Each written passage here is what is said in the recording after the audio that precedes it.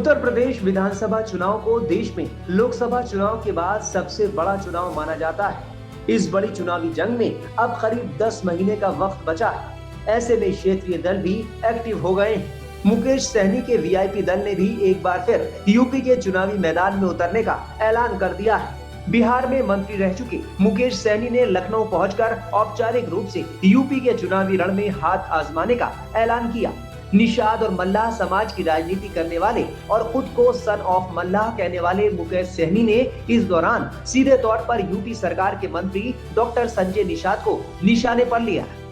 NDA के साथी रहने के बावजूद भी जो निषाद समाज की लड़ाई जो है निषाद आरक्षण दिलाना, ये लड़ाई लड़ते ही बिहार से मैं उत्तर प्रदेश तक में आया और मजबूती से मैं प्रदेश में लड़ाई लड़ा और जिसका कारण एनडीए में मोदी जी या योगी जी, अमित शाह जी नाराज हुए और यूपी इलेक्शन के बाद बिहार में हमारे सभी विधायकों को उन्होंने खरीद लिया और हमें सरकार से बाहर कर दिया। मुझे 1% का भी अफसोस नहीं आया। मुझे खुशी हुआ कि जो लड़ाई लड़ने के लिए हम जन्म लिए हैं वो लड़ाई लड़ने में ऐसा होता है। और मैं अपने आप को उत्तर प्रदेश बिहार में आने वाला समय में रणनीति बनाने लगा और मैंने कोशिश किया कि पहले बिहार में अपने आप को मजबूत कर ले। लेकिन हाल फिलहाल में आपने देखा हमारे बड़े भाई निषाद पार्टी के अध्यक्ष डॉक्टर संजय निषाद जी, जो आपके उत्तर प्रदेश के मंत्री भी हैं, चाहे संजय निषाद जी हो या मुकेश सहनी हो, ये अपने दम पर नेता नहीं बने। लाखों निषाद खून पसीना मेहनत कर कर 1-1 रुपया चंदा देकर और हम लोगों को नेता माने, जिसके कारण आज वो प्रदेश में नेता बने हुए हैं। आपको मैं बता दूं, 2015 में वो जेल चले गए। 2016 में मैं पहली बार उत्तर प्रदेश की धरती पर आया और गोरखपुर में जाकर उनको जेल से मिलकर और उनको जेल से बाहर निकालने के लिए हम लोगों ने प्रक्रिया किया। 2016 में गोरखपुर में रमाबाई पार्क में सबसे बड़ा जो रैली हुआ था, वो रैली हमने कराया था।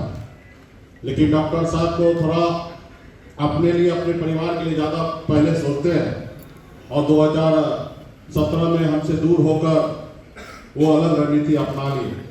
फिर मैं बिहार लौट के चला गया, वहाँ पे अपनी पार्टी संगठन को मजबूत करके मैं बिहार में मंत्री बन गया। और उसके बाद 2021 में पार्टी के नेता उत्तर प्रदेश के निषाद ने आग्रह किया कि आप हमारे लिए लड़ाई लड़िए, आइए।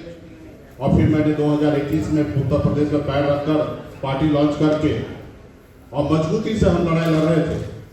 लेकिन उसी जगह पे भारतीय जनता पार्टी से हमारे लड़ाई लड़ने के कारण डॉक्टर संजय निषाद जी से भारतीय जनता पार्टी ने एक समझौता किया।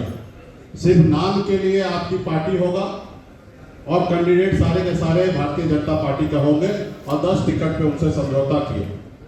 और उन्होंने बीजेपी हमसे दूर होकर संजय निषाद जी क्योंकि उनके साथ चले गए। मैं पूरे बिहार उत्तर प्रदेश में 55 जगह हमने चुनाव लड़ा, तकरीबन 2.25 लाख वोट हमको प्राप्त हुआ। लेकिन वो सत्ता के साथ गए, 6 विधायक बना लिए और सत्ता के साथ आज मजबूती से डटे हैं। आज आपने देखा कि कुछ दिन पहले आंसू बहा रहे थे, रो रहे थे कि मेरे बहू बेटी के साथ बलात्कार हो रहा है, हमारे वोट को चोरी किया जा रहा है, हमारे लोगों को मारा पीटा जा रहा है, केस में फंसाया जा रहा है। और मैंने देखा कि निषाद राजनीति जो है उत्तर प्रदेश में खत्म के कगार पे है। आप देखेंगे कि जैसे हम 2022 से उत्तर प्रदेश से दूर हुए, 2024 में डॉक्टर संजय निषाद जी से गठबंधन नहीं किए भारतीय जनता पार्टी। मात्र 1 टिकट उनके बेटा को उन्होंने दिया और उनको साइडलाइन कर दिया गया। यहाँ तक जब उनके एक विधायक सांसद बन गए, वो भी सीट पर भारतीय जनता पार्टी ने अपना कैंडिडेट देकर और अपना विधायक बना लिया और संजय निषाद जी को नहीं दिए।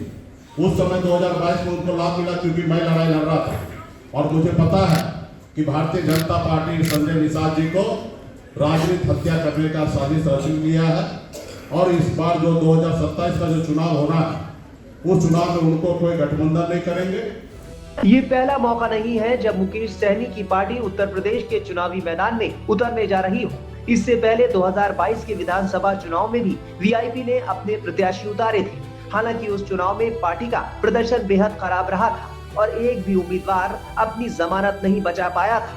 उस दौरान मुकेश सहनी ने चुनाव में जमकर पैसा भी खर्च किया, लेकिन परिणाम उनके पक्ष में नहीं आए। संजय निषाद को चुनौती देते हुए मुकेश सहनी ने कहा कि संजय निषाद 6 महीने के अंदर बीजेपी से आरक्षण दिलाएं, नहीं तो बीजेपी छोड़ दें। डॉक्टर संजय निषाद से हमारी कोई लड़ाई नहीं है, वो हमारे बड़े भाई हैं। मैं आज भी उनको बड़ा भाई मानता हूँ। सिर्फ वो समाज के हक अधिकार की बात करें, उनके लिए लड़ाई लड़े। अभी हम लोग संगठन पे काम करेंगे। 25 जुलाई से पूरे प्रदेश में 101 दिन का यात्रा पे पूरे बिहार उत्तर प्रदेश में हम लोग घूमेंगे और एक एक लोगों को जागरूक करेंगे। मैं अभी भी आपके माध्यम से डॉक्टर संजय निषाद जी से आग्रह करेंगे, बड़े भाई से, कि आप मजबूती से, आप जहां हैं वहां लड़िए, आप आरक्षण की बात कीजिए। 6 महीने का मैं समय देता हूं डॉक्टर साहब को कि 6 महीने में भारतीय जनता पार्टी के साथ रहकर अपने आरक्षण दिलाए, आरक्षण की लड़ाई लड़े। अगर आरक्षण नहीं देते तो भारतीय जनता पार्टी को छोड़ दे और छोड़ के हमारे साथ आए। हम मजबूती से इंडिया ब्लॉक में उनको स्वागत करेंगे। हम अपने रहकर हम उनको गठबंधन में लाएंगे। यहाँ पे वीआईपी पार्टी चुनाव नहीं लड़ेगा। हम डॉक्टर साहब को आगे करेंगे कि डॉक्टर साहब आप गठबंधन कीजिए और आप लड़िए।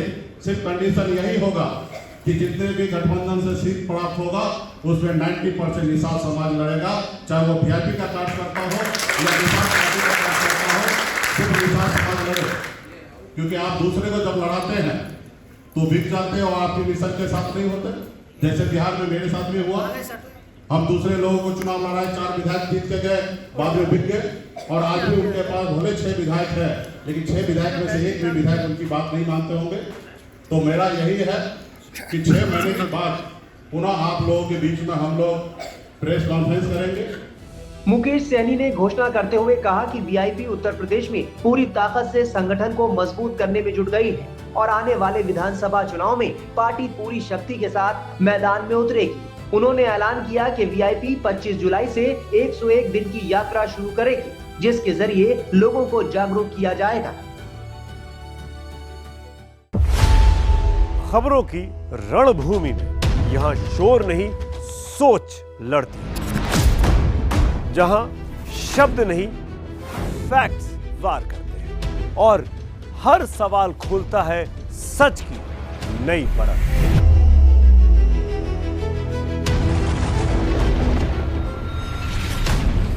चक्रव्यूह आपके अपने सुमित अवस्थी के साथ सोमवार से शुक्रवार शाम 6:57 पर टाइम्स नाउ नव भारत पर।